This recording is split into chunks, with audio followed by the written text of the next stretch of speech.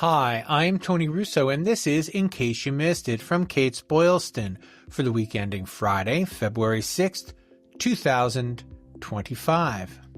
This episode is sponsored by Passages International. Looking for a way to honor your loved one while honoring the planet?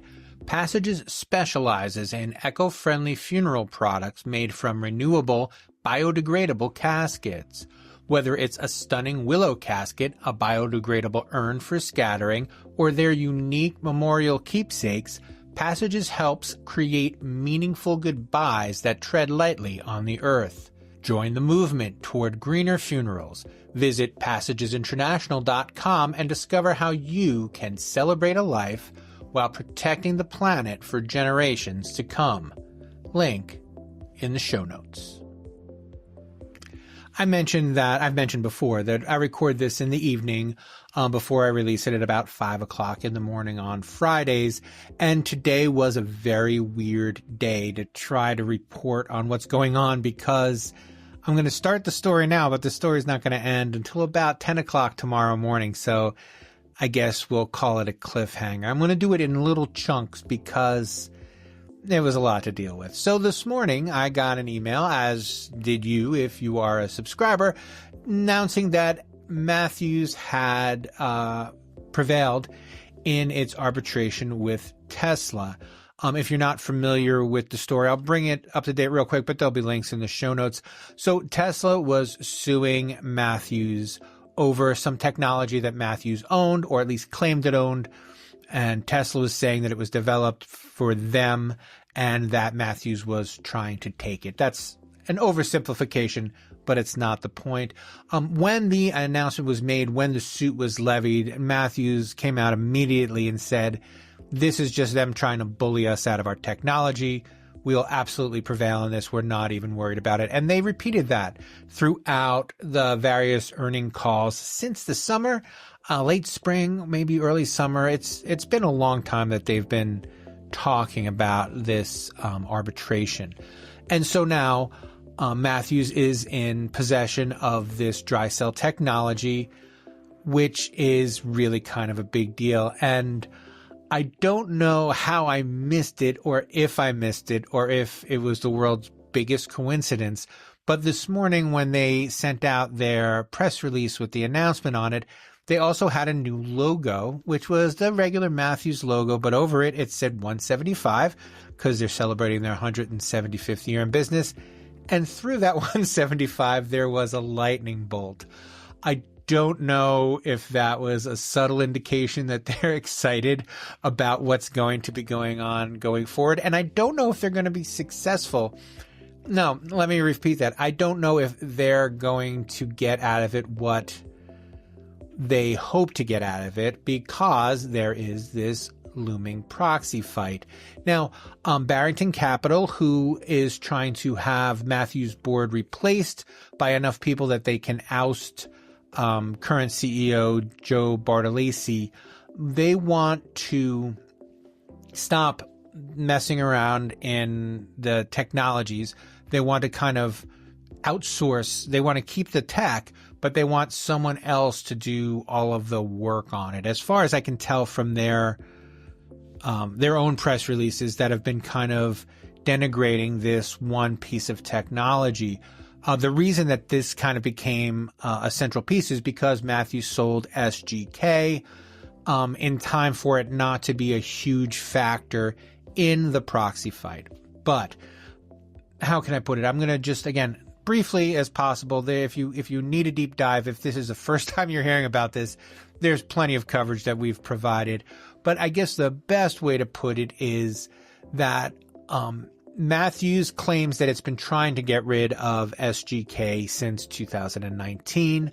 Barington claims that buying it was a symptom of the board's not being in tune with what's best for the company, or not what's best for the shareholders, and what's best for the shareholders and what's best for the company. That's in, the philosophy of business. We're not going to touch that today. And what Barington had hoped was that SGK was sold earlier and for more. But the other accusation that they levied was that no one but Tesla could use this technology. And that is a question that we are going to find an answer to, I guess, relatively shortly, but not before February 20th. And so one of the really interesting announcements that also came out either early this week or late last week was that a proxy advisory company had come out in favor of Matthews. Now, I know that I spoke last week about a company coming in favor of Barington and saying that Matthews clear doesn't know what they're doing.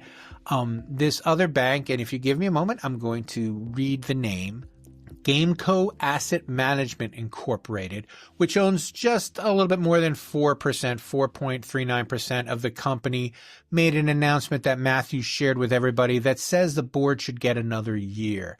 Now, that's not the ringing endorsement that one would hope, but I think that the way that things have shaken out, they may end up having made the best argument. And the reason is because of luck or chance. Since the proxy fight was announced, Matthews, the company, has gotten two pretty good bounces. They sold SGK for a reasonable amount of money, and the deal is not going to close until the summer, but for all intents and purposes, they've sold SGK for a reasonable amount of money. And now this Tesla thing is no longer looming over their heads. Barrington's argument, though, still holds some weight if you follow it. And so what Barington says is this is a mess that Matthews dug itself into and luckily was able to dig itself out of. And they would argue, I believe, or are going to argue, I believe, I'm sure I'll get an email in the morning that says, good luck isn't, I'd rather be lucky than good, people say, but that's not how they like to invest their money. So I expect the argument over who should get to run Matthews to continue. Now that is just part one of the story. Part two of the story begins tomorrow morning at 9 a.m. or this morning at 9 a.m. if you're listening to it, February 7th. Friday, February 7th at 9 a.m. is when the second part of this story begins. Now, I've been following Matthews for 3 years, a little bit more, a little bit less, but right around 3 years. And one of the things that they do that always scares me is they put out their earnings the day before their earnings call. And I always think I missed the call, and I never do. And this morning, they didn't send out their earnings numbers, which I thought was odd. The reason that they didn't send it out was, first of all, they had another big announcement to make, I guess. But this evening, after the markets had closed, Matthews released its earning numbers, which, again, they usually release them before the market opens. And the earnings numbers weren't great. I don't think that anyone's going to be thrilled with them. Year over year, Matthews has done a lot worse. So compared to Q1 2024, I guess, they're down like $50 million. And they're going to talk about it at the earnings call, which is going to be, if you're listening to this before 9 a.m., you can jump over to the earnings call. There will be a link in the show notes, but they're going to explain what happened. And one wonders how much it's going to matter right ahead of this proxy fight. So you have, Matthew said that they're not revising their forecast for the year. So they think that these sales numbers are in line. Memorialization got clobbered. And again, we'll find out why in this week's FSI. So I guess as far as the Matthews earnings numbers, if you are a subscriber, I will be sending those earnings numbers to you and the explanation that Matthews has provided. I'll be sending that along probably tomorrow evening once the dust settles, because I'm sure that Barington will have several things to say about the events of the last 24 hours before tomorrow's over. So I'm sorry to give you a stay tuned. I'm sorry to make this a cliffhanger, but the good news is if you were a subscriber to FSI, you just got to wait a couple more hours and I will tell you the end of the story. Meanwhile, and if you're watching this in the future, I've already told the end of the story. So take a look at the show notes and you'll find a link to all of the relevant stories. Last week, I reported on the beginnings of what's going to be a scandal that plays out over time, having to do with the Heaven Bound Cremation Service in Maryland. And short recap, this is a company that has been in trouble a lot since 2017, I think. And the board just kept saying, please try to be better, until it got awful. And there were, decomposing bodies, the kind of things that we find in these kind of stories. And last week, they said that 3 board members have resigned. There are 4 board members missing from the roster that the state provides, but the state is not answering any questions. They said to just check the website, and whatever's on the website is correct. So checking the website, one of the funeral directors, the person who had been the secretary, Kirk Helfenbein, is no longer listed on the roster, but he's also not listed among the 3 funeral directors who resigned, and no one is answering questions. His term could have been over. It could just be as simple as that. So there's no telling where he's going, and no one's returning phone calls. So I've provided you with all the information I can. The new president, Kenyatta Clinton, has been on the board already, and the other licensed mortician on the board, Brittany Green, has been elevated to secretary. Many, if not most, of the consumer advocates on the board remain on the board, but all of the other funeral directors are off. We are waiting for more appointments. I've reached out to Ms. Clinton, and I'm hoping that she'll talk to me. She runs a really good funeral home in the area, and it's worth hoping that I speak with her. Funeral directors are harder to get in touch with than government flacks. So we'll keep trying to reach out to her. I'd like to see what she'd be interested in talking about, because she's in a unique position in that it's rare. And I've probably covered 5 of these stories in the last year, and it's rare that the government comes in and actually holds the funeral board accountable. And for someone like me who has been complaining that the funeral boards aren't held accountable for these oversights, now that they are, I want to at least give Ms. Clinton the opportunity to say, all right, well, this is how we're going to do it, and this is what we're going to do better. So hopefully we'll get that in the coming weeks. But for now, it's a story we're keeping our eye on, and if there's any more information, I will get it out to you as soon as possible. But there's a link to the current roster and to the other pages. I looked through some of the meeting minutes to try to put together who was on the board last month and who is on the board this month. And so I've got a list of that you can find in the show notes as well. And let me know if you know anything. If you are a Maryland funeral director and you have anything to say, please reach out to me or leave a voicemail. I'll give you all of those things at the end of the show. And I'd love to hear some more insight from people closer to the action. Pinnacle Funeral Service and Rawlings Funeral Service have announced that Nancy Weil has joined their team as Director of Community Outreach. Nancy has more than 18 years of experience in funeral service, the last 6 running the membership section of the Order of the Golden Rule. She worked closely with funeral homes all over the country, which makes her the perfect choice to continue kind of in that capacity for Pinnacle and Rawlings. She is a certified grief management specialist, a grief services provider, and a funeral celebrant. So facilitating grief support groups and providing training and those kind of things are right up her alley. She will do very well, and we want to wish her congratulations. There's a story out of Baines, which is probably Banes, which is in Holguin, Cuba, about that town getting a new hearse. And The reason that I bring this story up is because a couple of weeks ago, I chose not to report on it. And maybe more than a couple of weeks ago, there was this thing on Twitter about this town in Cuba that couldn't even afford a hearse for its dead. And there was all sorts of outrage about it. And they had a bunch of people, standing around this pickup truck where they put the casket in the pickup truck and, take it on to the cemetery. And what I found interesting about that was I had just finished writing a story about a woman, Angela Woosley, I think. I've had her on the podcast before.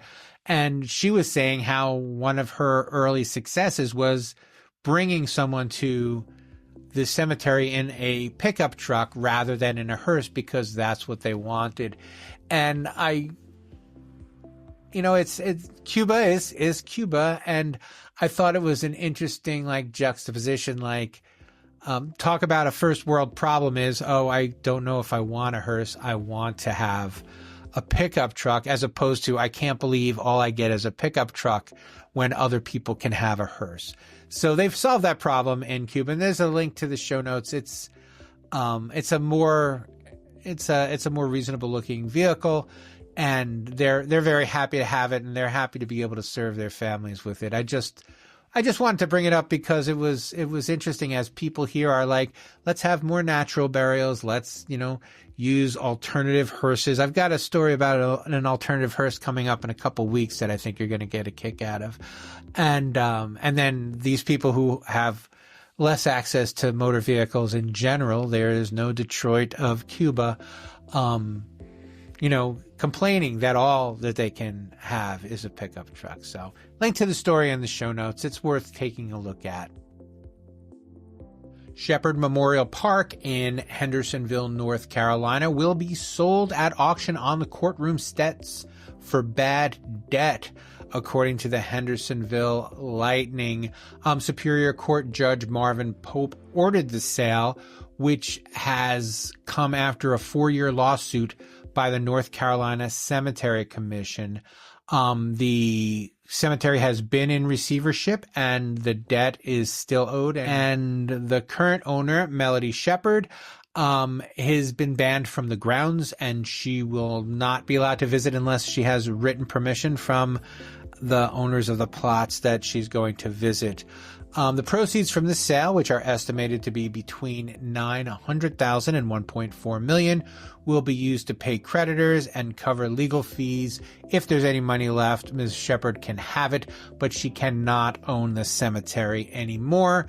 I'm going to dig into this a little bit, and if I have a follow-up for you, I will provide it next week. But for now, there's a link to the story in the show notes. And that will do it for this week. Funeral Service Insider, in case you missed it, is a Kates-Boylston production. It was written and edited by me, Tony Russo. Before we go, I do want to encourage you to swing by the show notes and click on the Funerals of the Famous spot. The new Funerals of the Famous is out now. It is volume 10. It is sponsored by Wilbert, and it has all sorts of great Funerals of the Famous type stories. Willie Mays is in there. Rosalind Carter is in there. Jimmy Carter is not, because he was still alive when it went to the printers, but that just gives us something to look forward to for volume 11. Anyway, there is a code in the show notes that you can use to get $20 off the usual $59.95 price. So for $39.95, you can get this lovely, lovely Funerals of the Famous. And I know that a lot of people collect it. I know that more than occasionally people will call and ask for an old one that is now out of print. So there are a limited number available. And when that number is gone, we don't often do second printings. So if you are a completist, you want to order this while you still have the chance. If you are listening on your computer and would like to listen on your phone, what I would like you to do is go to your phone and type in Funeral Service Insider on the podcatcher that you find there. If you have an iPhone, it will be a purple circle for Apple Podcasts. If you have an Android, you have a podcatcher app in probably your music. For instance, Amazon Music has podcasts. Spotify also has podcasts. If you listen to other podcasts, then if you're using like, Castbox or one of those, you can subscribe to it on there. Just type Funeral Service Insider. We're the only one with that name, and we would love to hear from you. And that will do it for this week on In Case You Missed It. We'll check in with you next time.